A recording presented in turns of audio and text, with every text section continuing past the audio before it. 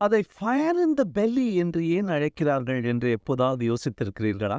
ஏன் எப்போதும் எரியும் பேரார்வம்? நெருப்பு ஒருபோதும் திருப்தி அடைவதில்லை. மற்ற பசிகளைப் போல் இல்லாமல் நீங்கள் அதற்கு அதிகமாக உணவளித்தால் அது இன்னும் பெரிய நெருப்பாக மாறும். தீயை முழுவதுமாக அழிப்பது மிக கடினம். அக்னி கொஞ்சம் மீண்டும் பெருந்தீயாகக் கூடும்.